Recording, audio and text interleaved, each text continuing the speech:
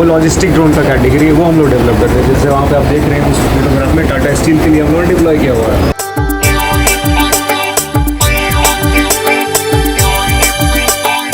और बाकी जो रूफटॉप सिस्टम आप लगा ही सकते हैं अपने घर में, जो बिजली का बिल आपका कम करेगा। नेट जामताड़ा इस तरह से सब कुछ जानता है कि ये साइबर का कभी हब हुआ करता था। हाँ। ये हमारा मॉडल है हैप्पी दीपावली की। अच्छा, दीपावली में सर ये हमारा शहर है, ये गांव है। हाँ।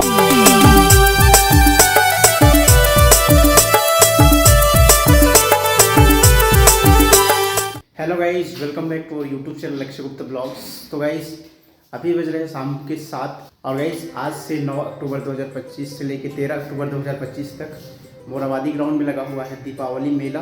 तो गाइस आज के इस ब्लॉग में हम लोग उसी को कवर करने के लिए जा रहे हैं।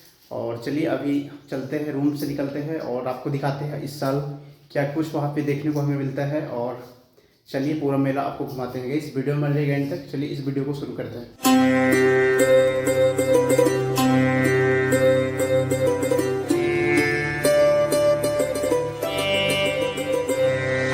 तो दोस्तों फाइनली पहुंच चुके हैं ग्राउंड पे। देख सकते हैं यहाँ पे लगाया गया इस दीपावली मेला। और इधर देखिए हम लोग टिकट भी ले चुके हैं। तो चलिए अभी चलते हैं इस अंदर, एंट्री करते हैं और दिखाते हैं आपको क्या कुछ देखने को मिलता है हमें।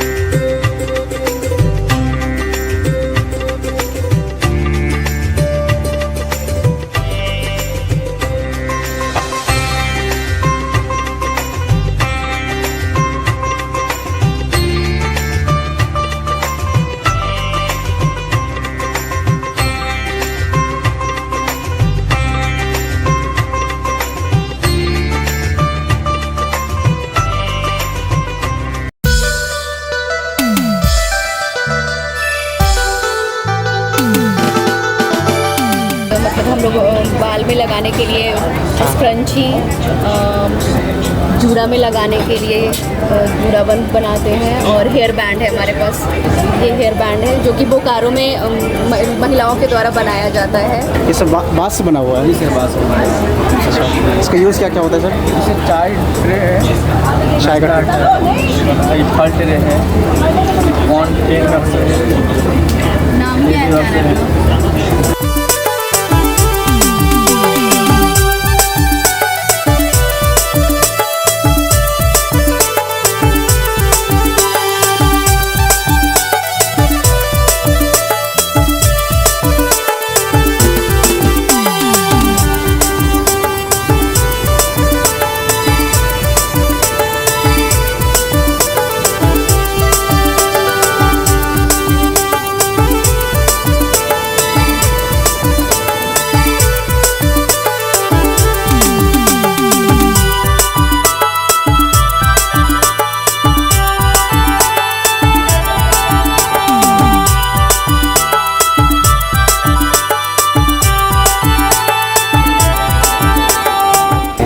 फुल्ली अलग लग रहा है सर। एप्लीकेशन बेस्ड ड्रोन है। हाँ। इंडस्ट्रियल एप्लीकेशन और डिफेंस एप्लीकेशन के लिए हो गया। जैसे जो बहुत सारा रिक्वायरमेंट ये होता है कि payload carrier drone, payload carrier उसको बोलते हैं ना, जो कुछ एक लिमिट का वजन लेकर के कैरी कर सकता है। जैसे 5 kg का हो गया, 10 kg का, 15 kg का, 20 kg का कैटेगरी हो गया। ये पेलोड कैरियर ड्रोन उसको बोलते हैं। वो लॉजिस्टिक ड्रोन का कैटेगरी है, वो हम लोग डेवलप करते हैं। जैसे वहाँ पे आप देख रहे हैं उस फोटोग्राफ में टाटा स्टील के लिए हम लोग डिप्लॉय किया हुआ है। ठीक है, वो 15 kg कैटेगरी का होता है। हाँ। इसके बाद फिर एग्रीकल्चर ड्रोन होता है। एग्रीकल्चर ड्रोन जो है ना, उसके 2 कैटेगरी है। एक हो गया कि एग्रीकल्चर लैंड मैपिंग के लिए होता है कि कौन सा ज़मीन जो है ना वो उपजाऊ है नहीं है, कहाँ पे पानी पहुँच रहा नहीं हो रहा। फिर दूसरा है कीटनाशक, जो पेस्टिसाइड वगैरह छिड़काव के लिए। तो बड़ा बड़ा लैंड जब होता है ना, तो उसमें मैकेनिज़्म यहाँ पे क्या होता है कि उसके कंटेनर्स होते हैं और उसमें नोजल और मोटर का मैकेनिज़्म बनाया जाता है, वो लोग डेवलप करते हैं। और वो स्प्रेइंग का कॉन्सेप्ट हो गया। ये दूसरा कैटेगरी हो गया। 3 कैटेगरी हो गया। एग्रीकल्चर का 2 कैटेगरी हो गया। इसके बाद सर्विलेंस ड्रोन होता है ना, जो पूरा निरीक्षण करता है। जैसे शहर है, ठीक है, और कोई फेस्टिवल का टाइम है या कुछ उस टाइप का टाइम है, शहर में कुछ सोशल बैलेंस रहे तो उसके लिए पुलिस वगैरह यूज़ करते हैं। तो इसी तरीके का सर्वेलेंस ड्रोन हम लोग डेवलप करते हैं इंडस्ट्रीज़ के लिए और आर्मी के लिए। ये काम हो गया। फिर हम लोग का एमपीवी ड्रोन जो वर्जन है, जैसे हम लोग इंडियन आर्मी के लिए भी काम करते हैं तो उनका भी कैटेगरी है।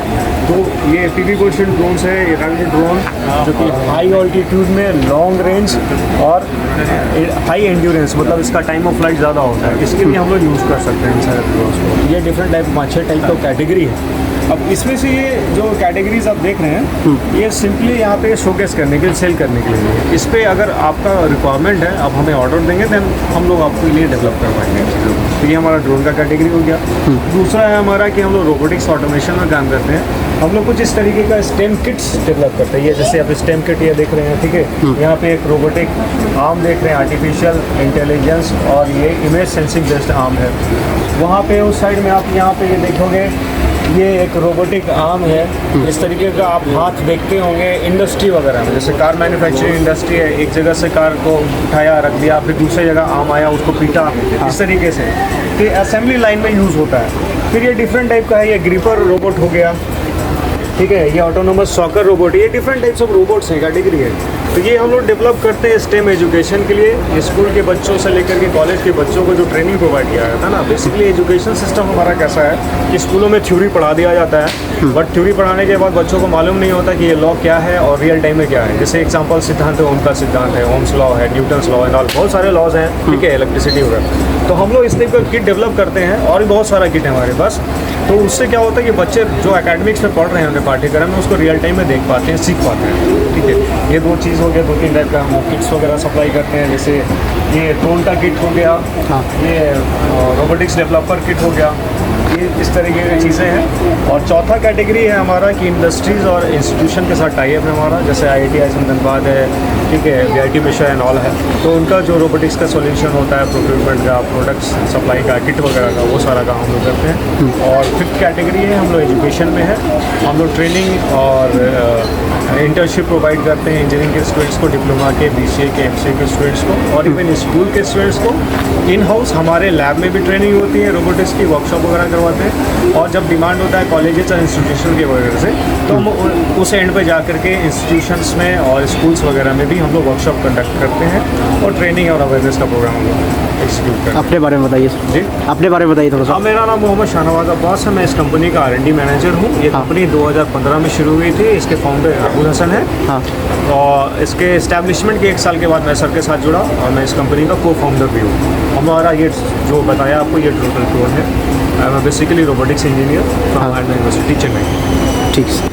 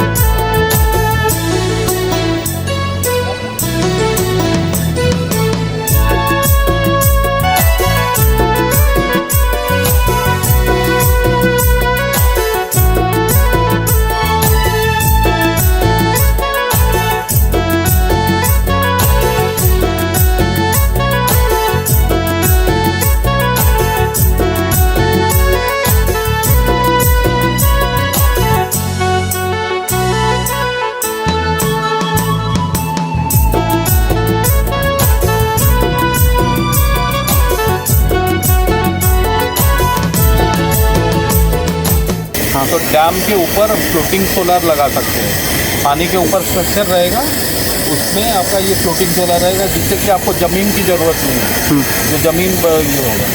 तो अभी जेरडा प्रोग्रेस में है 600 मेगावाट चांडिल डैम में लगाने में। 600 मेगावाट का प्लांट आने वाला है, कुछ उसका अभी हम लोग DPR वगैरह बना रहे हैं। तो ये हो गया। अभी एक केनाल पानी जैसे नीचे जा रहा है, आपका पावर प्लांट, हाइड्रो प्लांट से पानी नीचे गया, तो पानी केनाल के थ्रू जाएगा इरिगेशन के लिए। तो केनाल के ऊपर आप केनाल टॉप सिस्टम लगा सकते हैं। केनाल टॉप सिस्टम लगाने से क्या होगा, जो पानी का प्रेसिपिटेशन है वो कम हो जाएगा। तो आपका पानी प्रेसिपिटेशन कम किया, आप पावर भी जनरेट किए, और आप पावर, और ये 2 मेगावाट का एक आप अभी भी लगा हुआ है सिकिद्री जाएंगे ना, सिकिद्री कैनल 2 मेगावाट का जेरडा लगाया हुआ है कैनाल टॉप पावर प्लांट वहाँ पे। फिर वहाँ से पावर प्रोड्यूस हुआ तो ग्रिड में आ गया, और बाकी जो रूफटॉप सिस्टम आप लगा ही सकते हैं अपने घर में, जो बिजली का बिल आपका कम करेगा नेट मीटरिंग के थ्रू। सपोज आपका 300 यूनिट का है, आपने 2 किलोवाट का सिस्टम लगाया, आपका सपोज सोलर से एक महीने में 240 यूनिट जनरेट हुआ, तो 300 माइनस 240, बस आपको 60 यूनिट का पैसा देना है। तो उसी से 4-5 साल में आपने जितना कॉस्ट, और सोलर में जो रूफटॉप सोलर में स्कीम है पीएम सूर्यघर, सूर्यघर स्कीम आया है, उसमें हर किलोवाट में 30 हज़ार सेंट्रल सब्सिडी, मतलब आप अगर 2 किलोवाट का सिस्टम लेते हैं तो 60,000 रुपया आपका गवर्नमेंट आपको डायरेक्ट फंड ट्रांसफ़र आपका बैंक अकाउंट में आ जाएगा। ठीक है, तो सब्सिडी ये भी है। और एक है पीएम कुसुम स्कीम, जो आपका पीएम कुसुम पंप वगैरह लगता है फार्मर लोगों के लिए, तो वो पंप में है कि स्टेट गवर्नमेंट 97% सब्सिडी देता है। 2 HP के लिए आपको 5,000, जो छोटा किसान है उसको 5,000 रुपया देना पड़ता है, 3 HP के लिए 7,000, 5 HP के लिए 10,000 रुपया बस देना पड़ता है। तो उससे क्या है, यहाँ पे झारखंड में क्या है ना, बहुत सारा इरिगेशन का इशू है, तो लोग रेन फेड के ऊपर डिपेंड करते हैं। एक ही खेती करता है तो फार्मर का इनकम कम रहता है। सपोज उसके पास पानी का सोर्स रहेगा तो वो क्या है, साल में 2-3 फसल कर सकता है। धान का खेती किया, फिर उस सब्जी का किया, तो उसमें उसका इनकम बढ़े। इसीलिए स्टेट गवर्नमेंट हायर सब्सिडी देता है, क्योंकि फार्मर के पास उतना ये नहीं होता है कि कैपेबिलिटी नहीं होता, फाइनेंशियल कैपेबल नहीं होता है कि उतना पैसा दे पाए, तो इसीलिए मिनिमम 5,000 रुपया इसके लिए रखा गया है।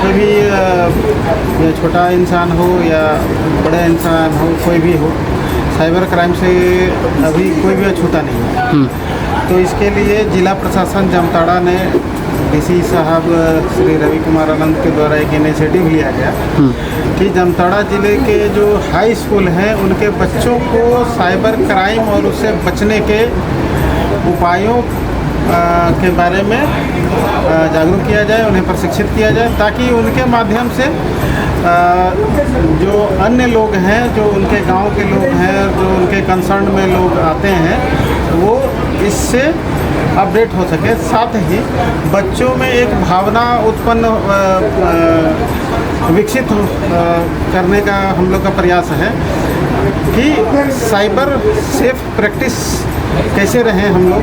जैसे बाकी बच्चों को सिखाया जाता है कि हमें स्वच्छ कैसे रहना है, हमें लाइफ में परिश्रमी कैसे बनना है, उसी तरह हम लोग एक बेस्ट प्रैक्टिस डेवलप करवाना चाह रहे हैं सभी बच्चों में कि साइबर सेफ मतलब साइबर हाइजीन कैसे रहा जाए। तो इसके लिए हम लोग का प्रयास है, और आप देख सकते हैं कि सभी जो हमारे स्कूल हैं बच्चों के द्वारा, और जो जिला स्तरीय पदाधिकारी हैं, SDO हैं, AC हैं, DC सर हैं, और बाकी जो जिला स्तरीय पदाधिकारी हैं और प्रखंड स्तरीय पदाधिकारी, BDO, CO, ये सभी लोग स्कूल में जाकर बच्चों के साथ डिस्कशन करते हैं, उन्हें ट्रेनिंग देते हैं, जागरूक करते हैं, और बहुत सारे इवेंट भी करते हैं जिसमें क्विज है, कंपटीशन है, पेंटिंग है, बहुत सारे चीज़ होती है। ये 71 साइबर सुरक्षा क्लब का गठन किया गया है जिला प्रशासन के द्वारा उपायुक्त महोदय के दिशा निर्देश में 71 साइबर सुरक्षा क्लब का गठन किया गया है। उसमें जो सभी बच्चे हैं, है ना, वो जो है जिस तरह ये डिजिटल युग में बच्चे जो हैं सब तो मोबाइल चलाना जानते हैं, अच्छी तरह जानते हैं, उससे हमको कैसे सेफ तरीके से कैसे हम उसको चलाएं, है ना, ताकि उससे कोई जामताड़ा इस तरह से सब कुछ जानता है कि ये साइबर का कभी हब हुआ करता था। अब जो है वहाँ से एक उपायुक्त महोदय का एक पहल है कि इस के लिए नहीं जाना जाए कि यहाँ साइबर सुरक्षा का हब हो। यहाँ से एक साइबर सुरक्षा का जागरूकता का एक अभियान के तहत हम लोग ये इसको लिए हैं, ताकि जो है आने वाले समय में सभी जगह ये मैसेज जाए कि जामताड़ा साइबर सुरक्षा जागरूकता के लिए इस तरह का काम कर रहा है।